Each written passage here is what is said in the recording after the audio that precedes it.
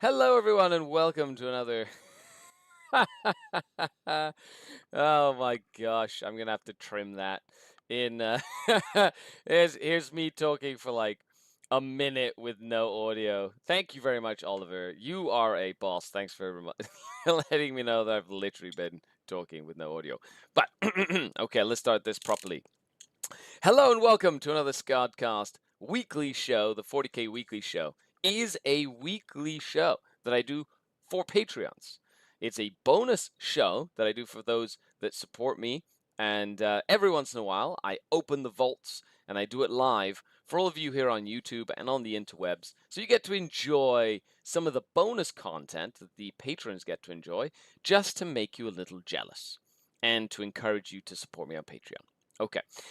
So the show has two parts. Well, three parts technically. First part, talk about news, stuff that mattered to me in the hobby, things that I'm working on.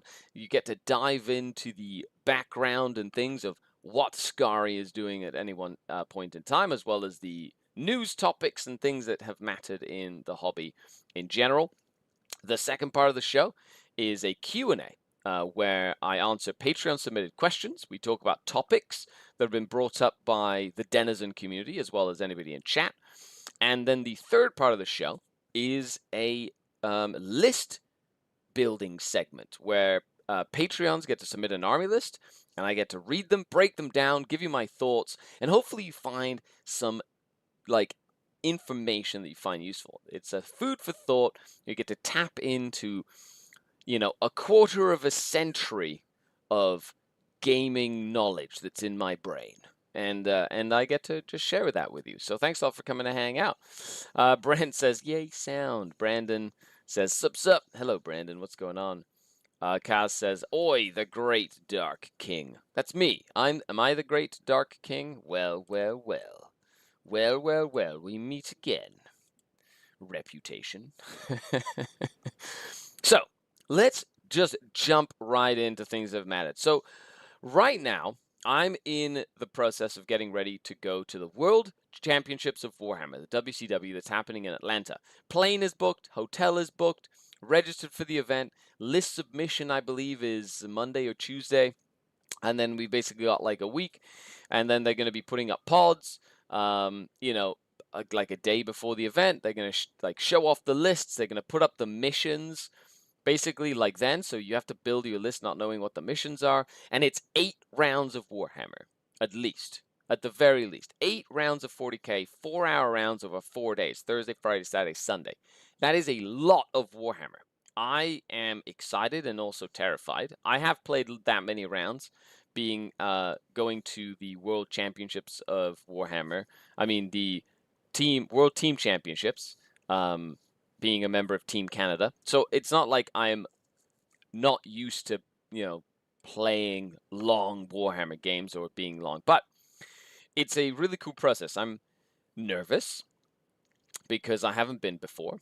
It is going to be a tournament filled with killers, but it's not unusual for me.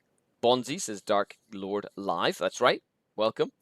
And I'm pretty confident that I'm going to be able to take like the list that I was kind of developing for that I took to the Toronto Fall Open. And I really like that list for singles play. The key is to fit it in my case.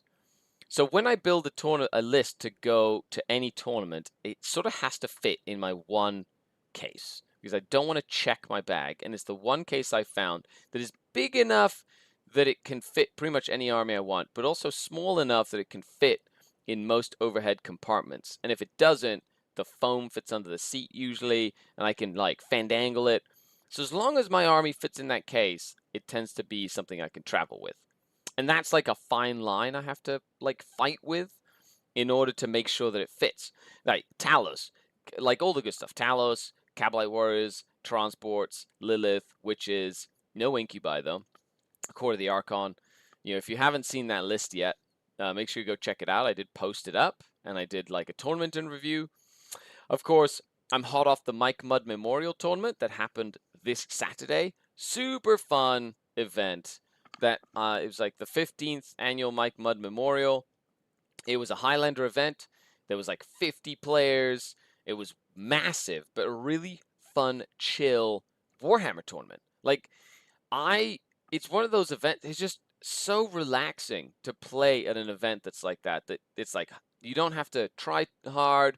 You're just there to see friends and shoot the shit and like have like a good time rolling dice, and the terrain is all abstract like hobby style terrain, and the missions were wacky white dwarfy style missions, and the list that you saw were like wacky with like titans, and like some were heavy like tougher armies, some were like just wacky armies. It was awesome. It was so much fun.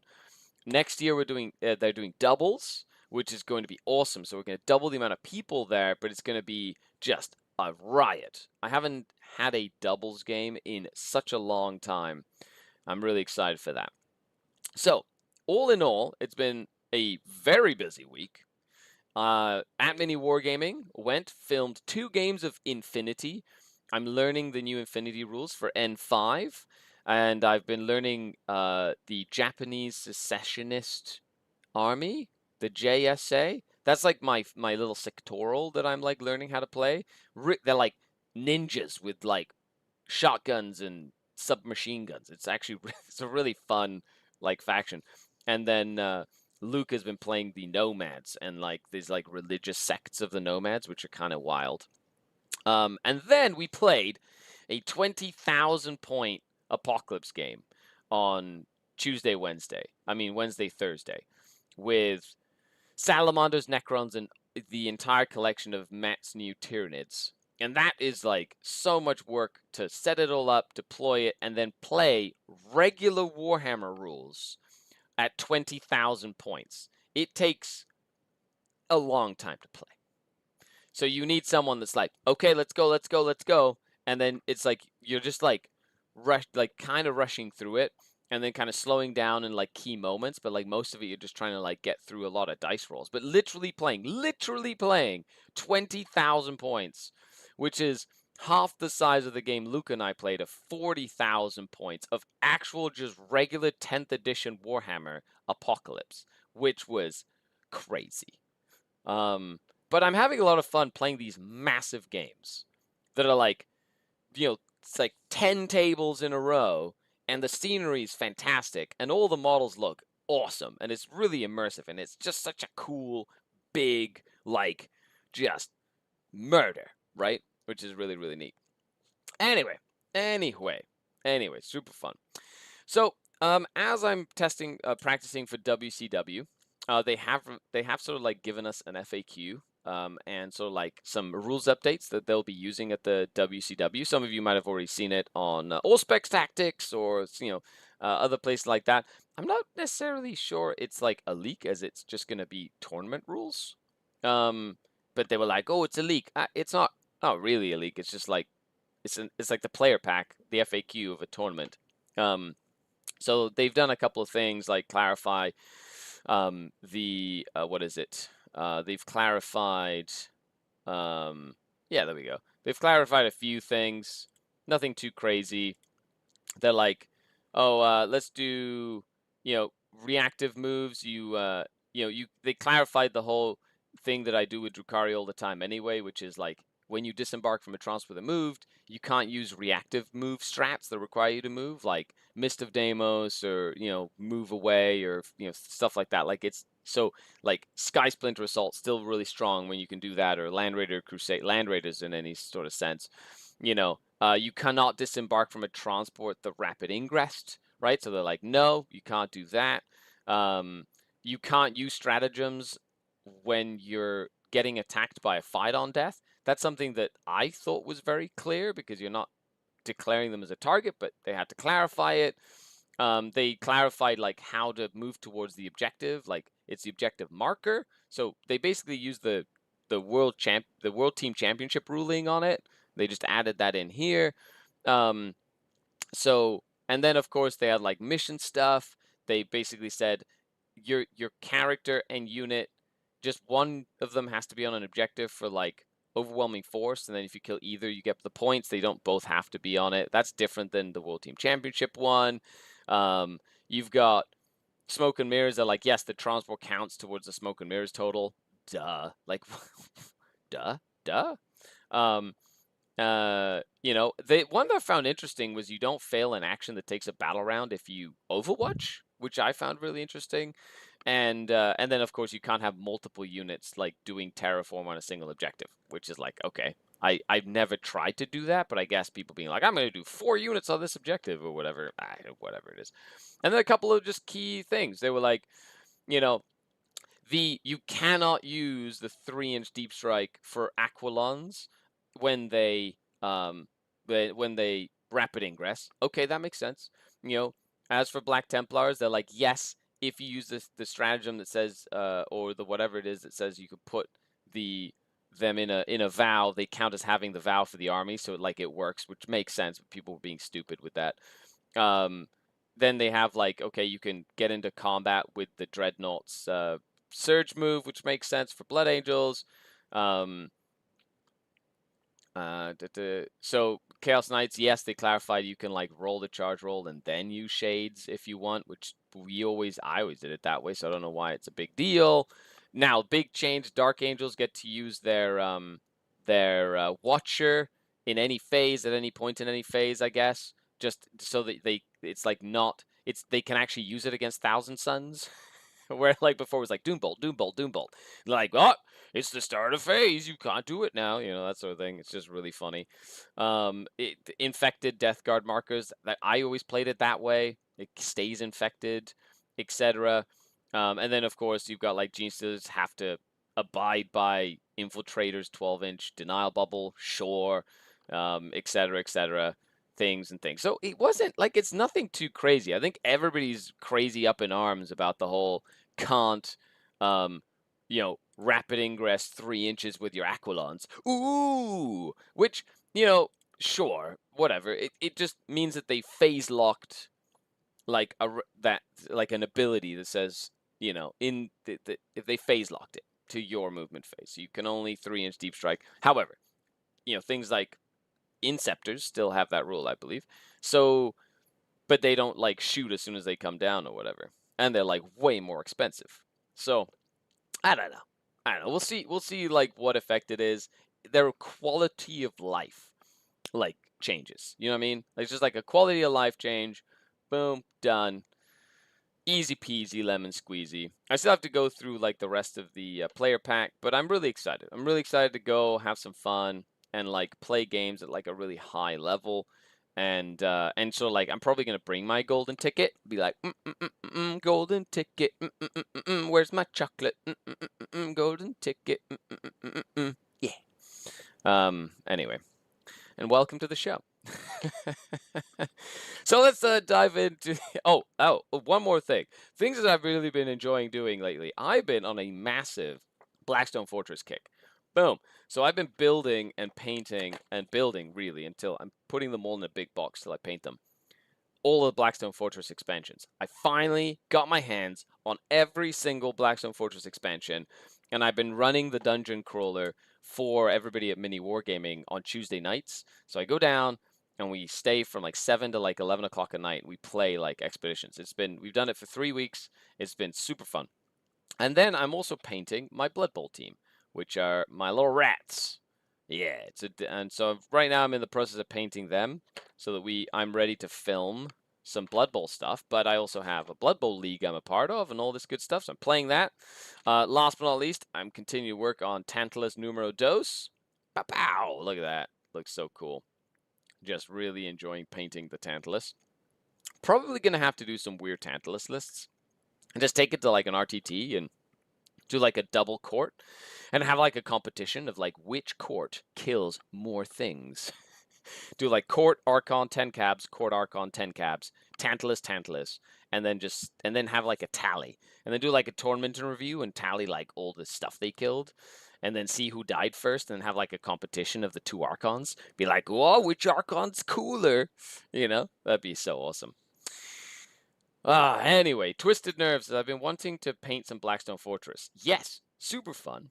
Rune, how do you like Blood Bowl so far? Okay, I have played tabletop games, Warhammer, for like 25 years. And I literally have only played like 5 Blood Bowl games, 6 Blood Bowl games. And I'm so sad I didn't start playing Blood Bowl sooner. It is just the right amount of stupid that you can like relax a little bit, but it's also just the right amount of crazy tactical gameplay. It's very simple. You can move, you can like do like tackle people, you can pass the ball, you can pick up the ball, you can foul, and you can like shove people, right? And players. And then you just put your guys in a line and you've got like little tackle zones. It's like the rules themselves, very simple. But it is very interesting to master this game where I can feel like the more you play it, the more you get good at it. But there's always a chance of failure because there are very few rerolls, and you'll always sort of like, and it's usually a single dice at a time. So it's like a 1 into a 1 happens all the time, or you're trying to tackle someone and you fall down, and there's like a turnover. And it's like a really long game. It's like 18 turns or something like that, or 16 turns in 2 halves. So like the games I've played a game that lasts like 3 hours. Like and I'm really enjoying the like tactical nuance of like, ooh, in which order am I moving all my guys to get the best results that I need? And then you like set something up and you're like, okay, I've set it up. Now let's go. And you fail the first dice roll and you're like, dang it. And then your opponent, rushes you, picks up the ball and like goes and scores a touchdown. Such a fun game. I'm really, really enjoying it as well. I'm listening to this while on the production floor. Shh. I'm sorry. I'll try to be quiet. The right amount of stupid, frustration, and frustrating moments makes it hilarious. Makes for great stories. It's great stories. I play with a team of rats, goblins, and snotlings. And I will say I have come to absolutely adore snotlings. Snotlings are the silliest thing. They're like just little blobs of poop with arms. That's just literally what they are. And they run around and they're like just really annoying because people try to like tackle them and they're like really dodgy and they'll be like, "Aha, you didn't get me." But then they go to the hospital as soon as you punch them. They're just like out of the game because they just get knocked out so quickly. Anyway, but I love them. And then I've got rats and I've got goblins. It's just a fun mix. And it's just, I found my team. The Underworld Denizens or whatever, the Underworld Alliance or whatever it's called. Mark Acorn, hey Mark, what's going on? Is the diplomacy of Games Workshop games. Foul someone, star player, and you may just lose a friend. Yeah, yeah, right? You just run up to them, you just shank them. They're on the ground, you foul them, or you just run all of your guys around the guy that's on the floor, and you just you just kick him and put him in the hospital, and then the ref might not even notice. It's such a fun game. I'm literally one of the dirtiest teams in the league. There's like little stats, and my team's like really far up on dirty play, but it's also the most hurt team. Like I've had more players in the hospital than any other team in our league because I just throw my snotlings in front of like ogres and like corn warriors of chaos or whatever. They're a frenzy and all my snotlings get put in the hospital. So fun. Twisted Nerves says, haven't played Blood Bowl since the 90s. When Games Workshop released the Gnome team, they got their hooks back into me fully. Yeah, oh yeah, Gnome team's really fun. All in all, that has been super fun. Blackstone Fortress has been super fun. I'm also running because I have my copy, and then the Games Workshop Mini Wargaming has a copy. So I've been using the Mini Wargaming copy, all my expansions, and then I've been using like the basic game, and I'm running it through with my son, and we're having a ton of fun here on the pool table. It's now a game table where we've got our little expedition going, and I'm going to be painting all of the Blackstone Fortress models, which I haven't done since COVID. During COVID, we did a live stream, just put paint on it, and we did like 200 episodes in a row every single day where we painted all sorts of things. And I painted like the whole Blackstone Fortress sets back then. But now I have my copy, not the store copy, so I have to paint it all over again. I'm really, really excited to paint it all over again because there's so many things that I can paint.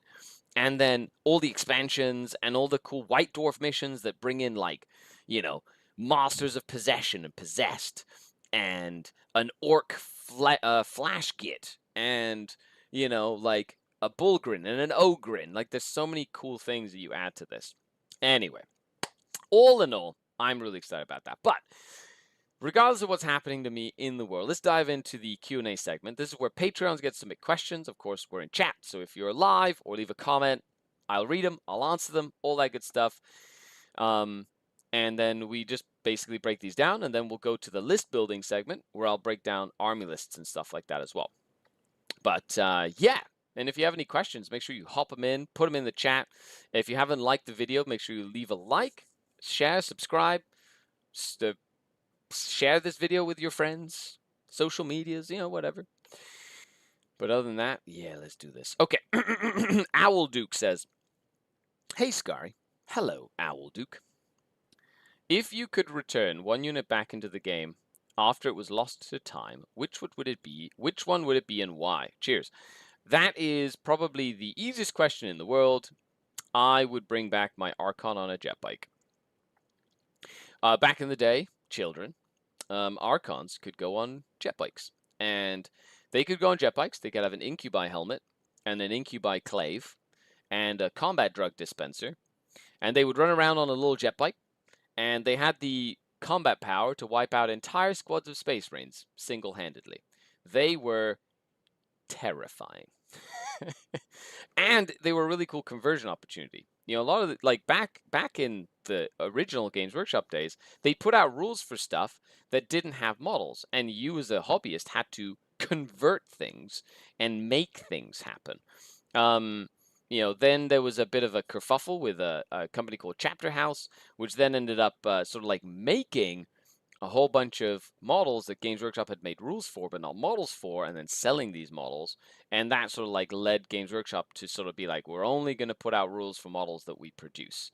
And that was, it was like an interesting time, and it sort of had a shift in their dynamic.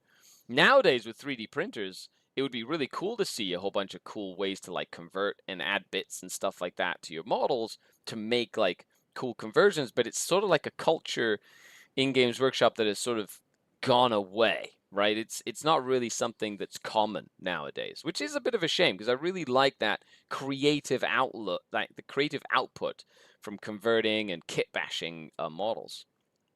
Bonzi says, "Do you do army list reviews, all or Drukhari only?"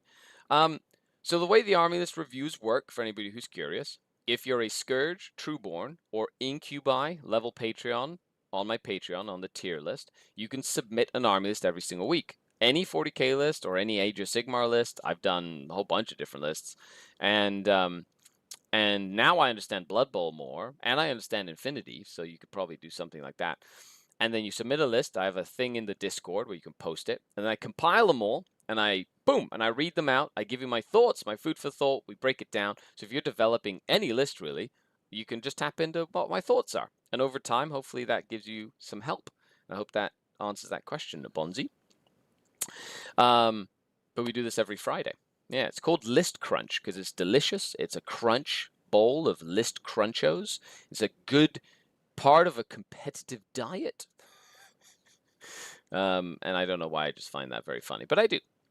But Owl, that is the answer to that question. The jet bike Archon, coolest dude in all of the land, or dudess, whatever. And they just, vroom vroom. And then the combat drugs were just so fun. Oh man. And then you could like literally overdose your Archon if you used way too many combat drugs, and then they would just die.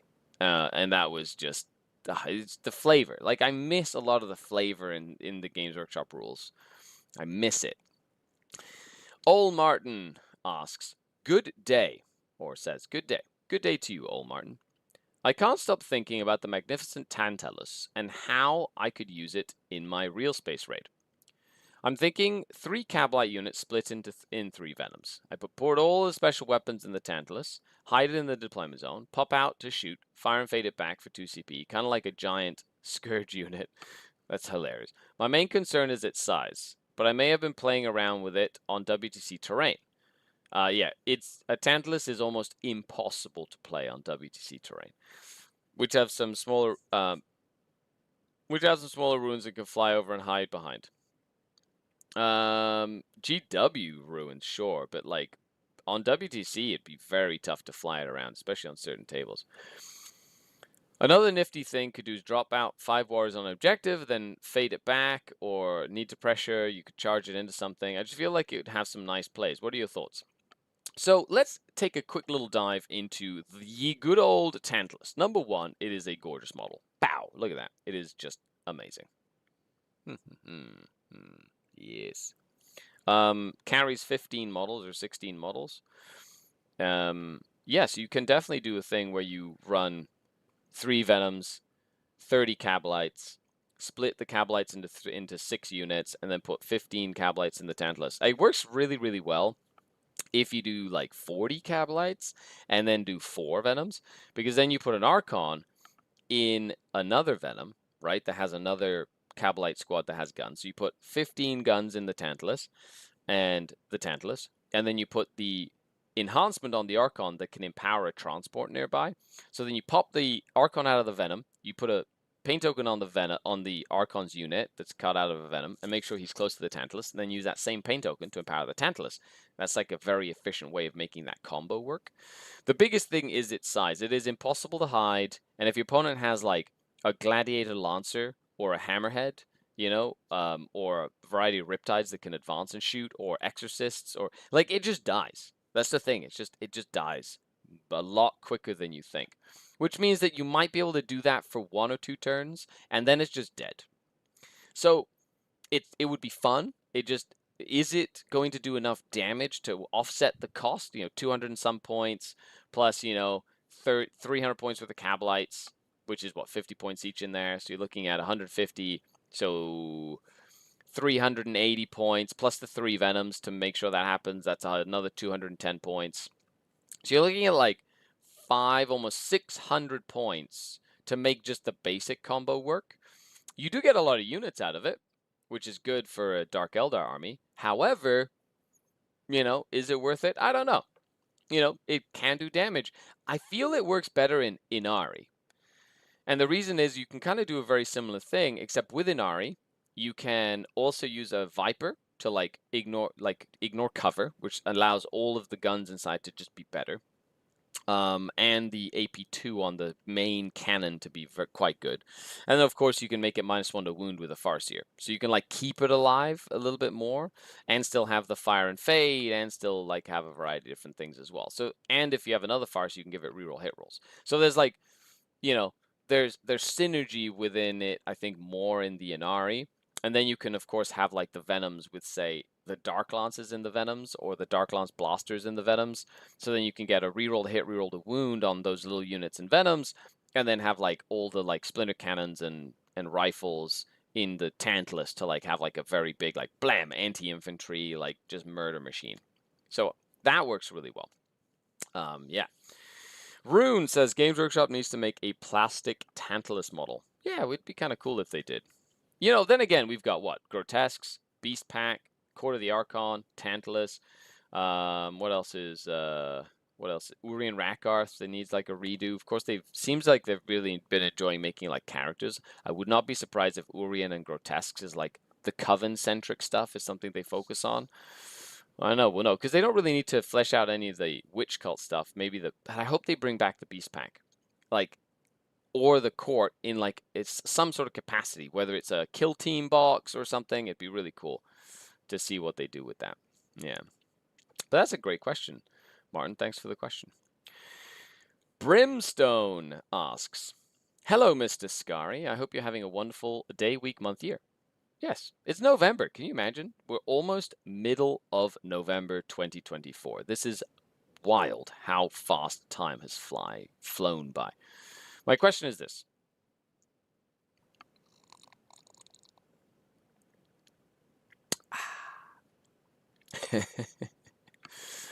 If I wanted to make a living playing Warhammer 40k, what would be the best way to go about it? Thank you for your time as always.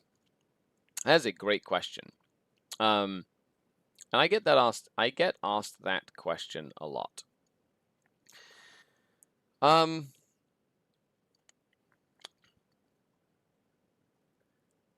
If you wanted to make a living playing Warhammer, so it is a business. You have to treat it like work.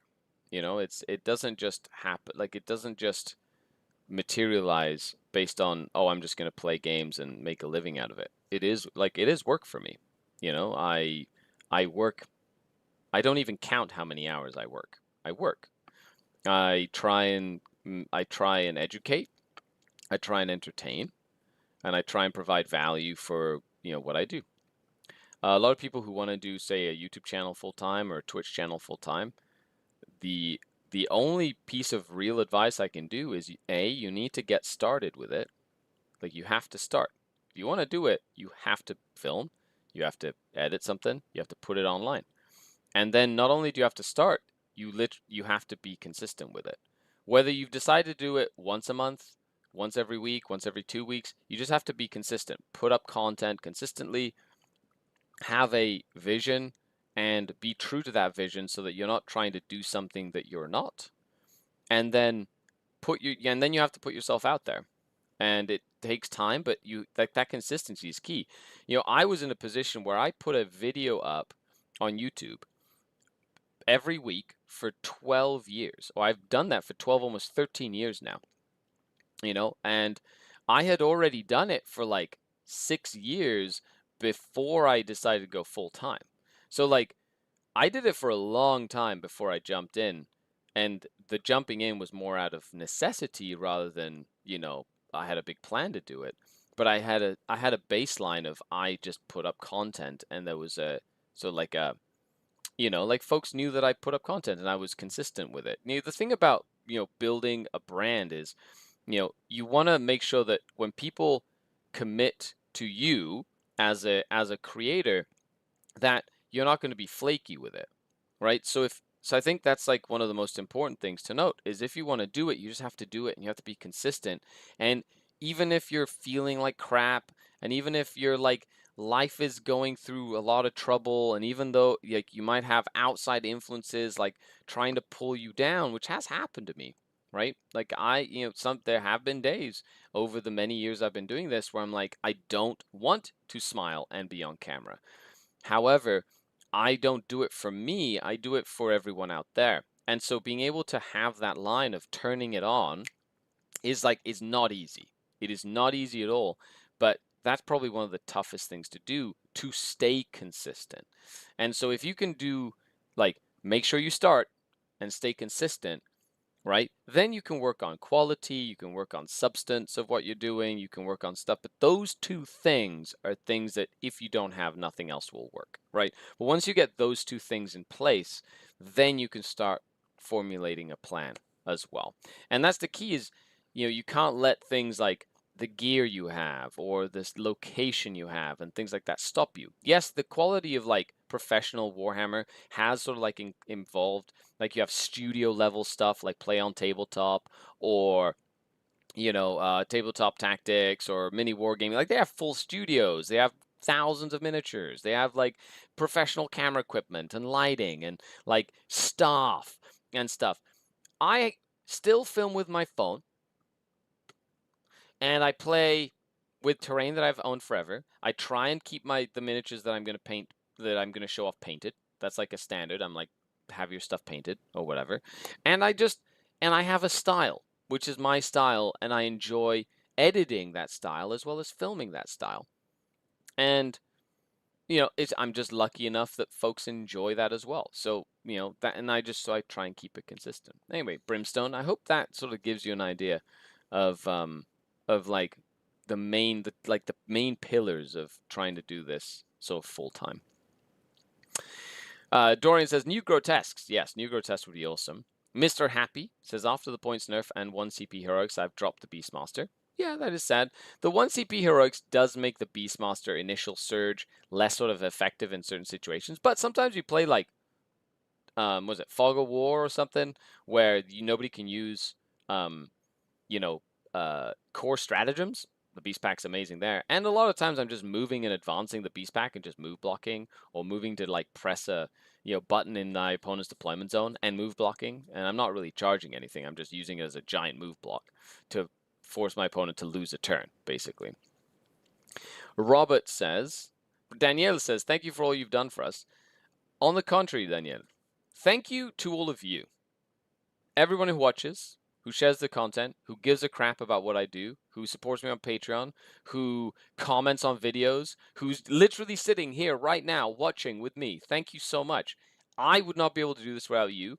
I'm humbled every single day. I still feel like this is very surreal, even after almost a decade of doing this. And I'm going to be eternally grateful. And I hope to do this, and I expect to do this until I am senile and cannot remember rules or roll dice. I will do this until I'm old and gray and have a giant beard and I'm grumpy. I'm a grumpy old gamer, a grognar, and I hope that you join me for the ride. But thank you, Danielle. I appreciate that. Robert says, I think Games Workshop shot itself in the foot over the Chapter House saga because it meant that players were no longer buying product to make Kit Bash minis, hamstring themselves to only have minis for release. It's like 2 cents. Like right now, that's a very interesting topic as well because of the fact that like when you go to say now more competitive and competitive events, right? It's like you go to the World Championships of Warhammer or the World Team Championships. It's like now there's this whole culture of if you convert a model, you have to take a picture of it, send it in for approval to be able to use at a competitive level. I understand from a Games Workshop perspective, they want you to use their product, right? Like if you're going to a Games Workshop event, they don't want you showing up with like third-party miniatures. It's like going to a Magic tournament and having like bootleg Magic cards. Like that's just not going to work, right?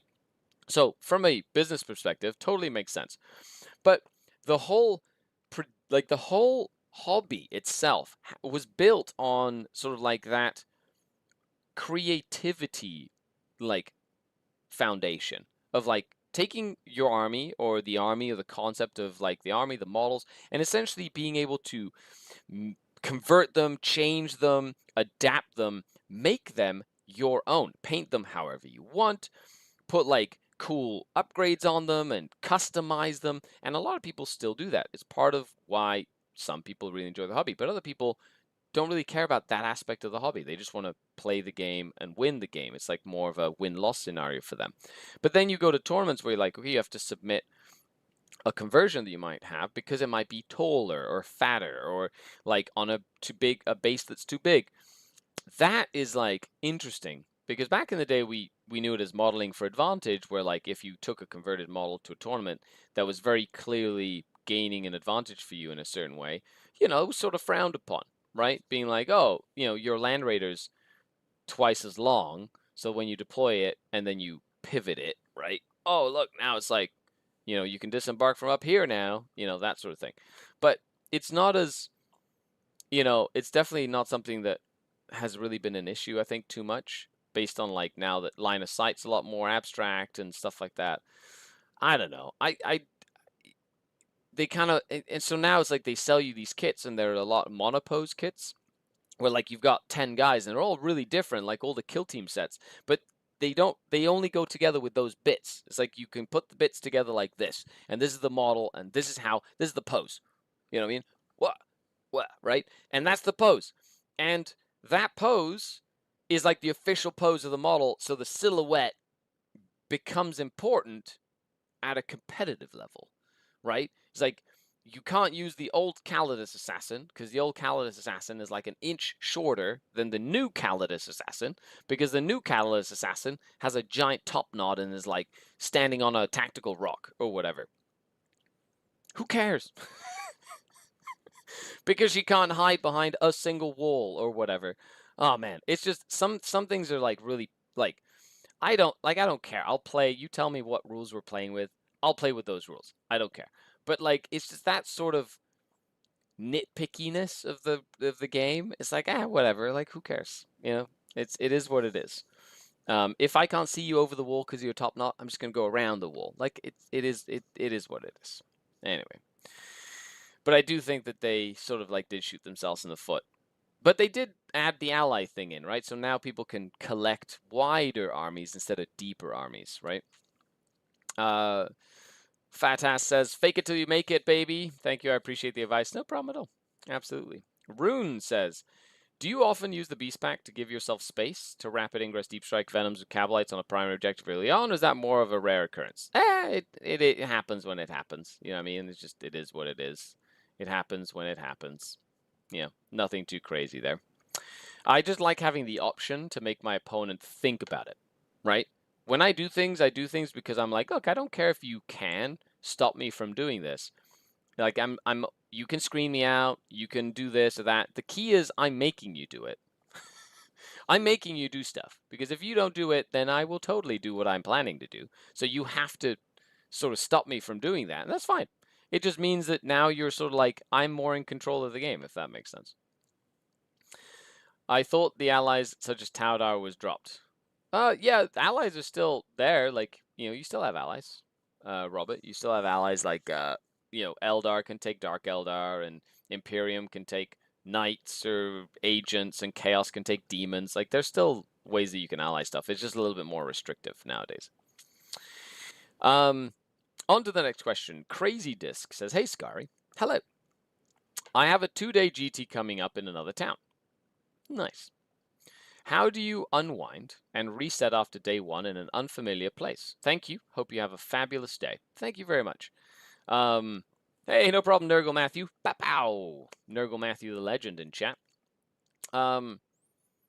So how do I unwind and reset after day 1? Well, one of the key things is I am lucky enough that if I go to events, I tend to be at events where other people I know are at that event. So day 1, we tend to, there's 2 versions. One is if you have time and one is if you don't. Like when I went to the Toronto Full Open, there was 4 rounds in the day, which means the day ended really late and I didn't have time. So I literally drove.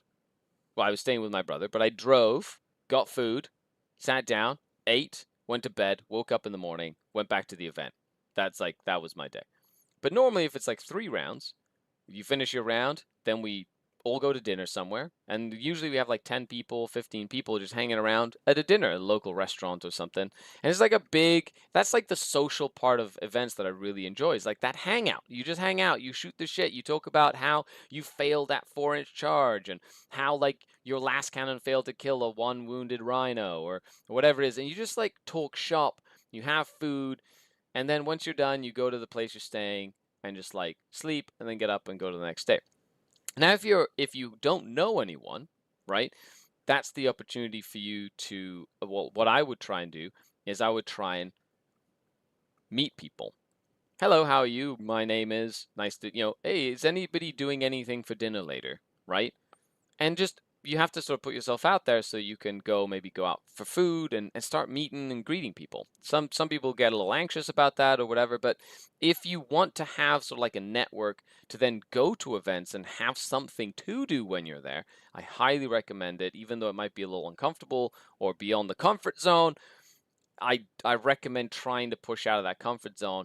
And even if you just have food with like one person and then just have like, have some sort of interaction. If not, I would go to the hotel. I would probably just relax, watch a movie, eat, and then go to bed early. And then wake up early, go for coffee, and then get to the venue as soon as they open. And just like, and that's it. I don't think about the mission. I don't think about who I'm playing. I just relax. That's like my little ritual in between days of the GT, essentially.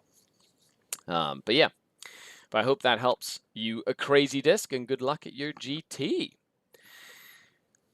Robert says, so Taudar is gone, but same faction can ally with each other. Yeah, so super factions. We're talking about like Imperium, Chaos, like Eldari, that sort of thing. They even took away the ability of Tyranids to ally with Gene Stealer Cult, but Gene Stealer Cult can use Astra Militarum units. So it's like their allies are there. They're just not equal and or balanced in terms of equality there. Nurgle says, Skaru. Oh, hey. Hey, how do you handle bad losses and losing streaks?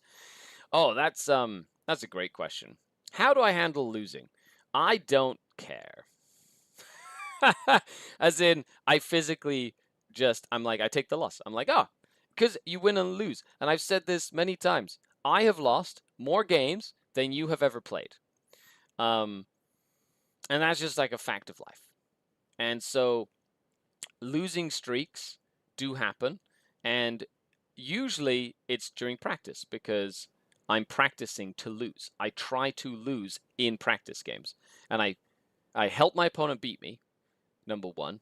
And number two is I'm testing out weird things and I'm pushing the envelope for the list that I built to see how far on the edges I can make it, push it before it crumbles and breaks, right? But it is a mentality thing.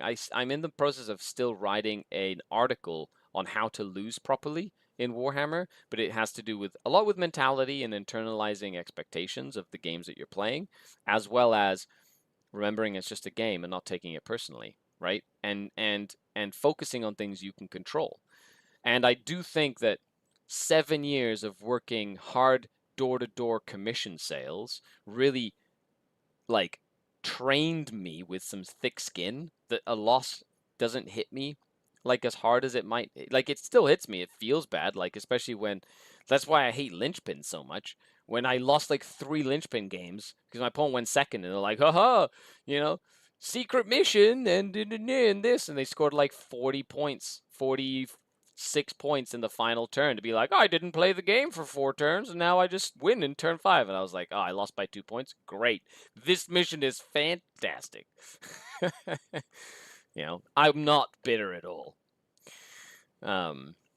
Twisted Nerves. Meeting folks is the main reason I'm going to Renegade. Nice.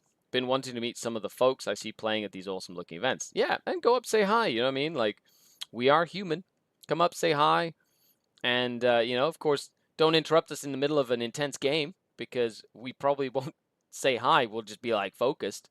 But say hi to us, Red Rum. Hey, how's it going? How you doing? Rune. Blood Bowl is excellent for teaching people how to accept losses, I think.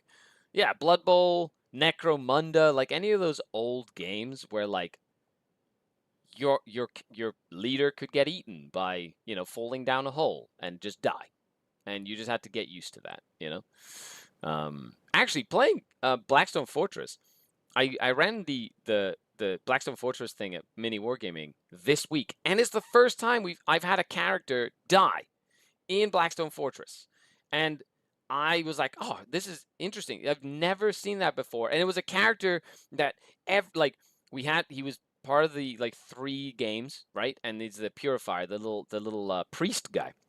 And so, the player, James, that's been playing the priest guy, really likes the priest, and he had like this cool story of him going around, like making everybody friends by bonking them on the head with his like big mace or whatever.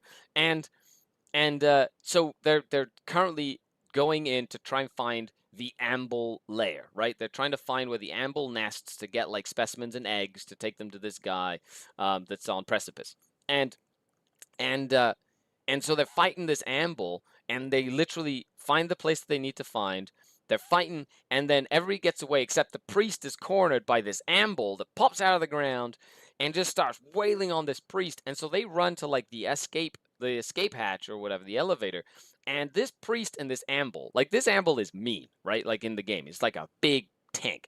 And this priest was like, ah, and he just like kept on fighting each other for like turn after turn, and the amble would not kill this priest. And then finally the priest goes down. And so he goes unconscious, but he had 3 what are called grievous wounds. So like he's bleeding, he's like just 3 out of 4 potential grievous wounds. And so he goes into the elevator, and he gets unconscious. So when the whole team is in there, you roll for like those that are unconscious, and they roll equal to or under the number of grievous wounds on a d20, they die. And he had 3 grievous wounds, so he rolls a 2, and the priest is dead. He's dead. That's it. No more priest for for Blackstone Fortress, and he was like devastated. But it happened in such a cool way, where he literally was fighting this amble for multiple turns, like just beating him. And so James comes in like 2 days after, like he showed me yesterday. He comes in, he'd literally 3D printed. He'd found a file for a priest that looked very similar, just a priest, and he 3D printed this priest, and he had spray painted him like stone as like a little statue in homage to. So what I'm saying is, learning how to lose and learning how to have a character die and learning how to is such an important part of wargaming.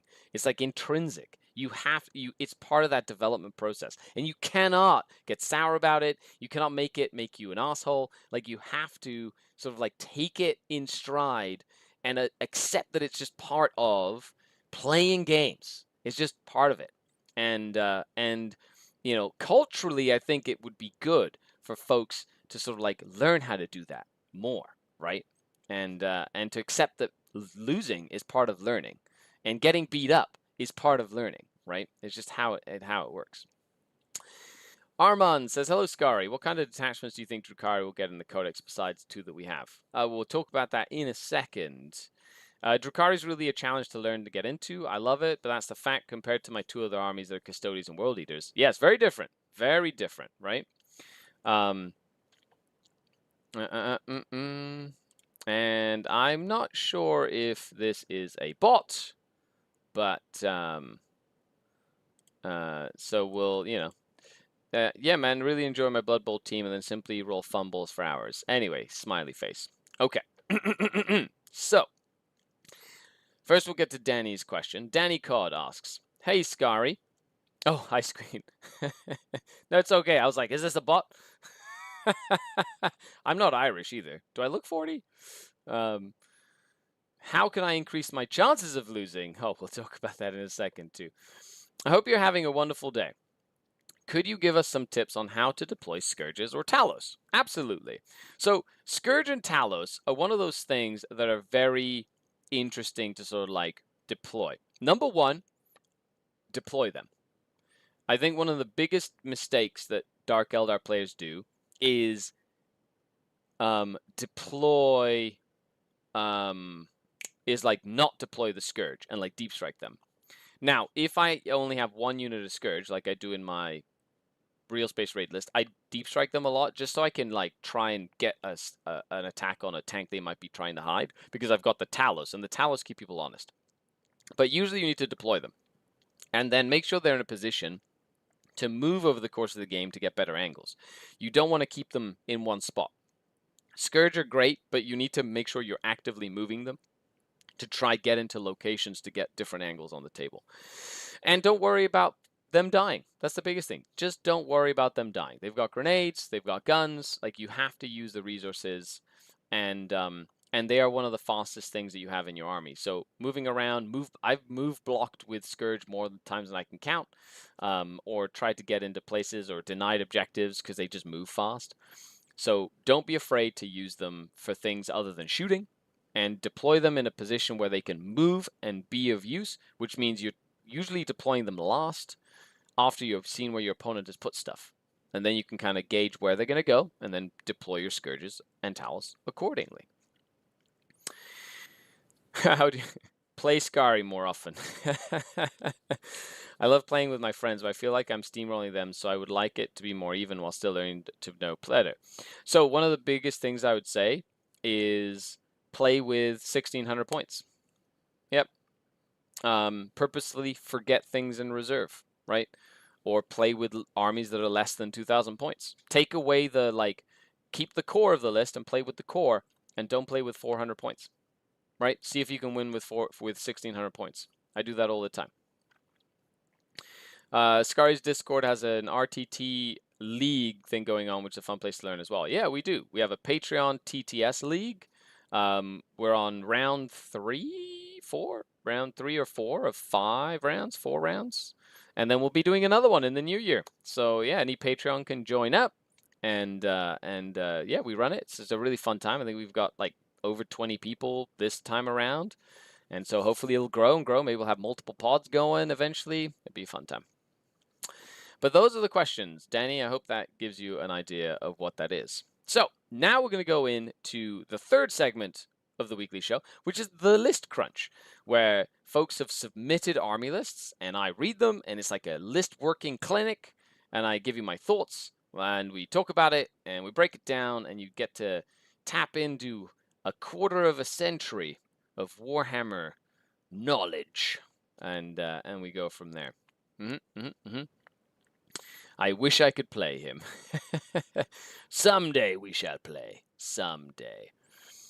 Courage units. Do you arm them with Dark Lance? Scourge. I'm assuming you mean Scourge. Do you arm them with large lance, haywire, or all the same weapon? If I run 2 units, I run 1 of haywire, 1 of lances. If I run 3 units, I run 2 with lances, 1 with haywire. If I run 1 unit, I tend to run it with haywire.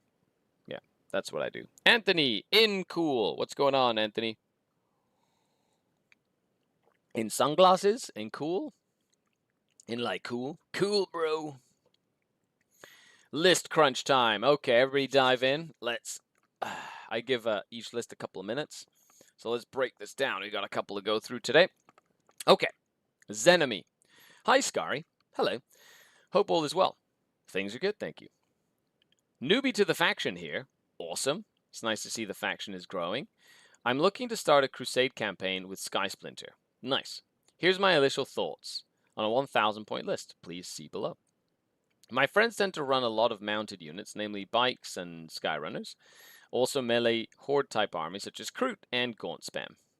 Hence, why I've tried to squeeze in the bomber. Not sure if I can do without it. If so, what would you suggest instead, good sir?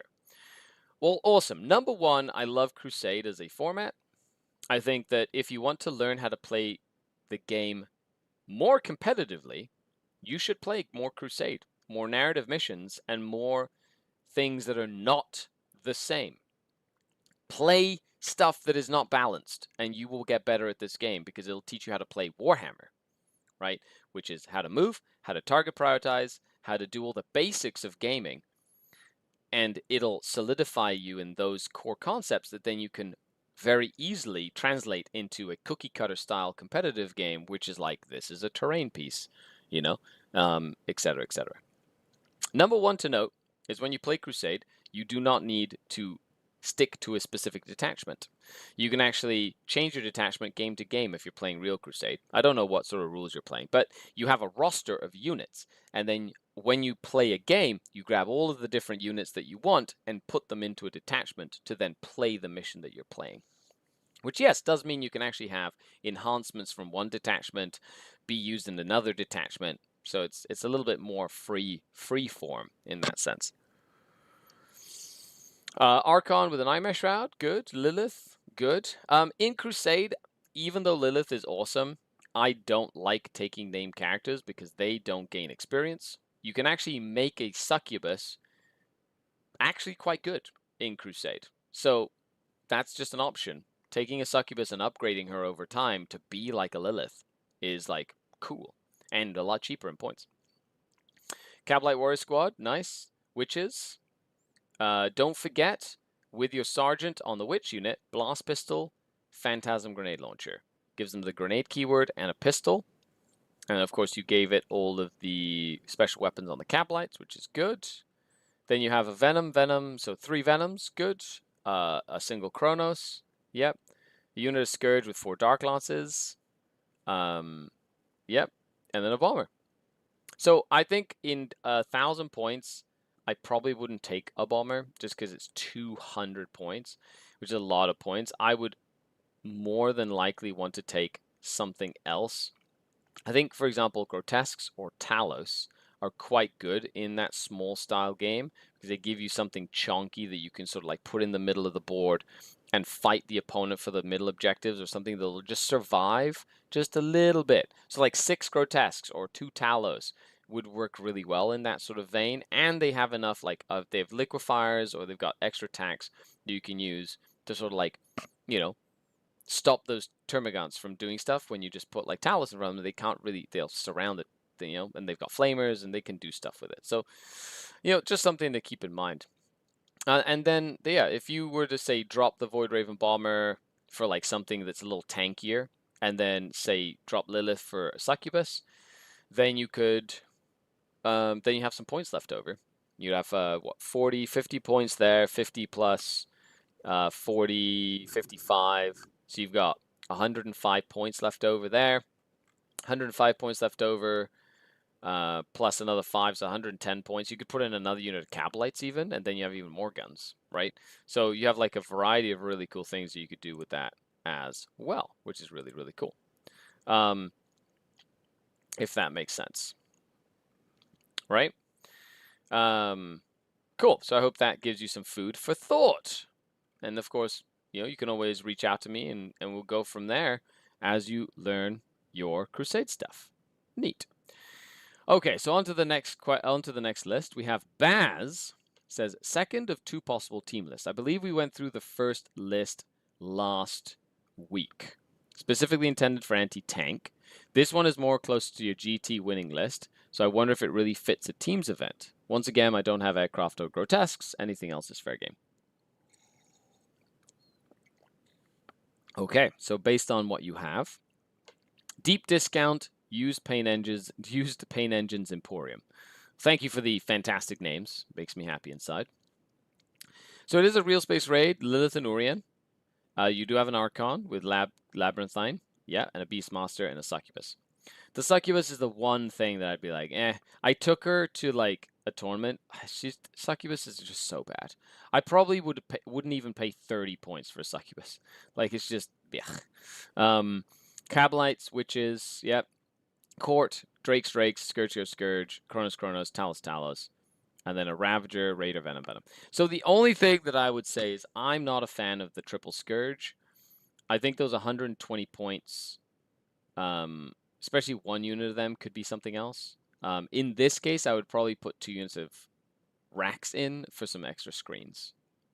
Yeah, double rack unit in there for some extra screens, I think would work really, really well. Or a big unit of 6 Reaver jet bikes with a couple of heat lances, which I think works really well as well. That's where my head would be going, because I don't want to have to rely on Scourge, and I'd want more things to sort of play the missions with. You've already got the Mandrakes, you already got the Kronos, the Talus are great. Scourge are good, Cabs and Witches are good. You've got the right characters in there. You could drop the Succubus even. Drop the Scourge, that's actually 165 points, and then you could play around with that quite extensively. 2 units of single jet bikes for 130, plus 35 points for something else. I don't know. There's like wiggle room in there, which I think you could definitely play around with. Cosmic, I agree. I wish the Succubus was good. On paper, she seems better than she turns out to be, but it's because the witches are just so trash. Like, witches are such a cool concept, but like when you go into them, the only reason they're good with Lilith is they're strength 4 and an extra pip of AP, so they can actually like punch up. But then you have like strength 3 AP1 with a Succubus. I don't care if you have sustained or fights first. You just won't kill anything. You won't kill infantry. You won't kill nothing. They just bounce off everything and they just die. At that point, they're just like a glorified OC20 unit. So, like, yes, you could argue that a 45-point Succubus is good to run around and press buttons, but like a 45-point Succubus is literally more expensive, is like the same as 5 Witches that you split in a Venom. And I'd much prefer to have 5 Witches that are split in a Venom to press buttons, because then they're 10 OC, right? And Hellions, I wish Hellions were good too. Although I am going to be building a fun meme list for my battle report this Monday. It's going to be a bunch of witch cult stuff. So you're going to see all the witch cult stuff. It's going to be great, and it's going to be a super fun time. I've got Pirate Panda, who's one of the Incubi, coming all the way up to the studio to play a game, and I'm going to be playing all Witch Cult. It's going to be great. And a couple of Razorwing Jet Fighters, because why not? Other than that, I think this style of list works really well for teams, because you can score lots of points, and you can keep it close. You got anti-tank, anti-infantry, If anything, maybe the Grotesques are where it's at. Drop the Scourge and the Succubus and put in a big unit of either a third unit of Talos or... Oh, you don't have Grotesque. Third unit of Talos. Why not put in a third unit of Talos? Like, just commit to the bit, Okay, moving on to the next one. Hobo Bob says, not sure how I feel about only 1 unit of Incubi. Raiders of Uptight Elves. We've got an Archon with Spiteful Raider. This is a Sky. Splinter Assault, Archon with Nightmare, Beastmaster, and Lilith. Yep, pretty standard build for Sky. Cabs, Cab, and Witches. Yep, Raider, Venom, good. Court, good. Kronos, 1 Kronos, okay. Grotesques, sure. Incubi, yep. Mandrakes, yep. Reavers, yep. 2 units of Scourge, 3 units of Scourge, and a Bomber. Yeah. As I said, I don't think, especially in Sky, I think I would cap it at 2 units of Scourge. 3 sounds good until you run out of pain tokens. 2, I think, is a sweet spot. Haywire, Lance, especially if you have a bomber in there. As for the 120 points that you would save, you could literally go ahead and put in another, like, Kronos, which then leaves you, what, 70 points, and then put another unit of Mandrakes in if you want more scoring. You could put in another unit of Grotesques, maybe, in there with some, like, wiggle room. All in all, I like the list a lot. I like the list concept. You have a little bit of everything. You've got the beast pack, you've got shooting, you've got combat, you've got board control. It's just really that 30 unit of Scourge. It's like, they're just, Scourge are very situational. They either do a lot or do nothing. I found that that 3 units is overkill. 2 units is perfect. Perfect. 1 unit is okay if you have Talus. And then like that, you can keep the bomber, right? Because at that point, you're spending 1, 2, 3, 4, 5, 600 points almost on 16 models in a Dark Eldar army. There's a lot of points spent on very few models. And so I'd want to put more models in because I don't want to have that many points invested in only 16 models. That's like, if you do the mathematical maths, right? 1, 2, 3, 4, 5, 575. So 575, 16, right? How many points per model is that? You know, when you kind of calculate it, and that's Scourge. Remember, half of them are Scourge. You know, 35 points a model. Each Scourge is 35 points in that scenario. Gross. So maybe, you know, if you drop the Scourge, put in like more chaff, more stuff that can like score points for you. I think you have more. It allows you to make more mistakes and go into tougher matchups and not be like so dependent on lances that hit on 4s and then your opponent making saves and them doing like 0 damage, especially when you're running out of pain tokens. But that's like my main thought process there. Okay, moving on. Of course, if you have any questions, make sure you post them in the chat as we go along. Huge shout out to the channel Patreons, without whom none of this is possible. Thank you so much. We're on the Discord doing stuff. Last night we did computer game night where we played Gladius on Thursday nights. Super fun time. Highly recommend it. Make sure you hang out with us and stuff like that as well. So, hello, Mr. Skari. Hello, Brim. This is my competitive war list. I know we talked about this list already, but any additional information would be appreciated. I'm thinking of dropping the bikes and the war trike, 1 mech gun for beast snagger boys, a truck, and a beast boss for more anti-tank vehicle monster, which I feel this list struggles with. Or dropping 3 bikes for big mech with a shock attack gun. I don't know. I would just like more input, to be honest. Thank you for your time. Or competitive war list. Okay, well, let's dive in. Okay. So I know you and we've discussed the list, like we've been developing over a couple of weeks, a couple of months now. So it's really cool to see like how it went from like super bloated, character heavy to now it's a lot more focused. And now what you're able to do with this list is you're able to sort of like pinpoint specific hotspots within the list itself, where you kind of like get to change things here or there, where like you're like, oh, I need a little bit more anti-tank, or I need a little bit more this, or I need a little bit more that, and that sort of gives you that ability to sort of focus on little tweaks rather than broad stroke changes to a list. And the more you play a list, the more you can narrow down the changes that you need to make, right? Mr. Happy says that Hellions aren't that bad. Yeah, they're not that bad, but like they just don't get used because everything else is just better than a Hellion, you know. And it's sad to see that because Hellions are one of the coolest models aesthetically. So Warhorde. So number 1, I do like the Warhorde. I think it's one of the best detachments for Orks. We got the Deathkiller War Trike. We got Gazgul, Warboss, and a Weird Boy. We have boys. Great for sticking objectives. Absolutely love boys for that. Truck. Yep. A battle wagon, good. Death Dread, yep, we talked about that. Little Death Dread just runs around like waving its arms around and being like, kill me, right? 2 units of Gretchen.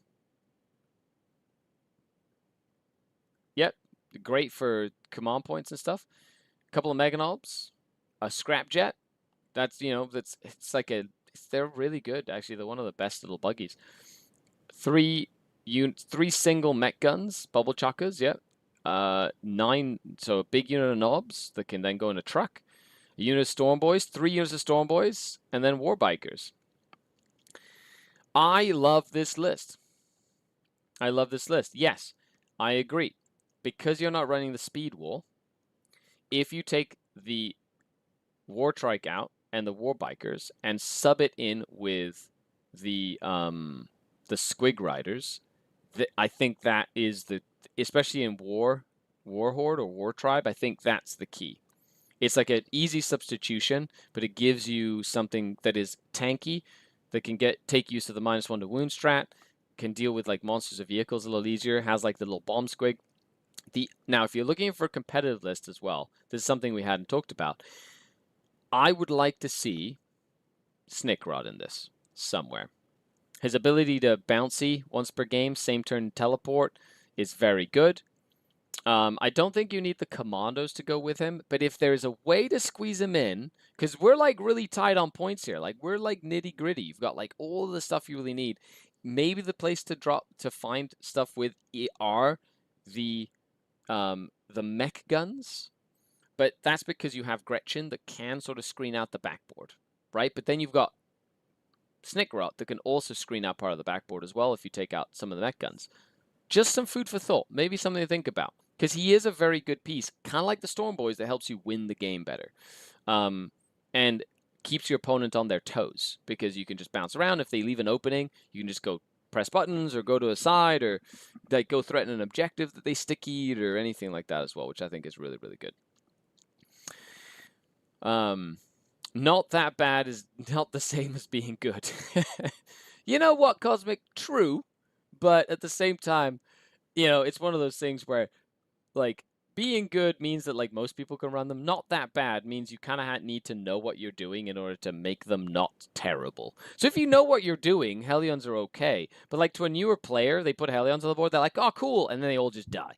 And then, like, why did I put this unit in my list? It's like 200 points. What's it doing? Literally nothing. Like, I don't know how cheap Hellions could get before they would actually be worth it. If they had a 5-up invul, they would actually be okay. If they had Lance built in, they would actually be okay. If they had OC2, they would actually be okay. So any of those 3 things, and I see, like, you could see them in there. Or if they had the infantry keyword so they could go through walls, right? Like, there's an easy solution to this Games Workshop, and Hellions are cool. I have 20 of them. I wish I could use them more frequently, and not in, like, meme lists that I'm like, ooh, let's see how much of a deficit I can put in my list. Dorian says, I forgot about check the list day. List crunch day is every Friday. But yeah, absolutely. Put up a list next week. I would like Hellions to work too. What would you use Hellions for? Units of 10 or 5. When I do use Hellions, I use 1 unit of 10 and 2 units of 5. That tends to be like the sweet spot for me with Hellions. Because 10, I usually use them as a rapid ingress threat, right? They can come in, go, shoot a bunch, charge, maybe kill stuff. And then the 2 5s are just fast enough to go. They screen the backboard, and then they can jump into the fight soon enough, essentially. So just something to keep in mind. Okay, but Brim, I hope that helps you with your orcs. Yeah. Moving on, we have Danny Cod's list. Maybe this is too much using double Talos and the bomber, and it's called Urian Airlines. Definitely more terrifying than Boeing. Archon, Labyrinthine Cunning, Beastmaster, Lilith, and Urian. We got Cabalites, Rax, and that's it. So Lilith is on her own then. Venom and a Raider. Then we have a Court, a Kronos, 2 units of Grotesques, 2 Mandrake units, 2 Scourge, 2 Talus, and a Void Raven Bomber. You know what? This is not bad. Like, I would normally say, hey, if you're taking Talus, don't take the Void Raven Bomber. But this isn't terrible because of the fact that you have the Grotesques in there. That's like the one reason that it would work, is you have enough stuff on the table that can like soak up a punch, and then it gives the bomber a chance to come in and then be effective at killing like little units and stuff to focus your heavy strong hitters into something else. However, I do think that the bomber does make it harder to play certain matchups. especially if you're only running one bomber, which can easily be killed by a single like squad with a last cannon, or so usually if you want the bomber to really work, you want two bombers. But you have enough stuff on the board that you could put enough threats out there that then lowers the threat level of that bomber so that maybe they won't shoot at it. But if they do shoot at the bomber, then you at least have everything else unscathed, right? So you've got the Talos, the grotesque that can kind of pressure. If you drop the bomber, I'd probably go for witches because I like having Lilith with witches for the extra AP and the ability to, have grenades and stuff like that with the sergeant, and then you could put in something else for the extra points, which should probably be like, I don't know, Reva jet bikes or something. There's lots of things that you could use for that, but just something to keep in mind. Other than that, I think it works. I think it works because you're running the grotesque, which kind of like give you some wiggle room, and then the bomber is just like a big like I'm dangerous thing. And if you play it well, that bomber can just do work. They are just so good. Yeah. Back to the questions. Robbie says, the issue with Hellions is their special ability doesn't synergize with their survivability. Yeah, that is another issue. They have the fullback in charge, or fullback shooting charge, or whatever, and they literally just get murdered instantly. Like, if they didn't kill what they're in combat with, they just die. Yes, I agree. Their special rule is also kind of pointless because unless you're like charging them with a tank, which they're not going to kill, and the tank won't kill it, then it's like, what are you doing? You know what I mean? Like, if they could like hold you in combat to be like, you can't run away, then you could if you charged into something and then like force a battle shock test or something to like stop you from running away, and then they could fall back after that because they went into a rhino and like stopped it from running and then stayed alive and then moved in. Then they'd have some cool synergies. But beyond that, like unless you're playing real Space Raid, yeah, they move okay. They move 14. On Games Workshop tables, they're a little easier to move because you've got like ruins that are lower, so they can move through more of the table. There's decent staging areas. But like on WTC tables, they have to go around a lot of these big buildings, and it just gets a little awkward to play. However, they are very good in specific matchups. Like, if you ever run into like a horde of orcs or something, like they're very good at taking down like a sea of orcs or a cursed cultists or whatever. Like they'll go in and like just they have so many shots that are twin linked, and they're like poison, and then they have a decent amount of attacks. So into certain things, they're very dangerous, but they're like a one-hit pony. They just go in and they die. And even at 140 points for 10, like even then, it's too expensive in my opinion. But I want to make them work so badly. And I wish they could add like a character in there, like a jet bike character or a Helion character that could run around with them, like the Baron, to make them cooler. Or if they could be in a pack of 20, just like a big brick of 20 of them, that'd be kind of cool.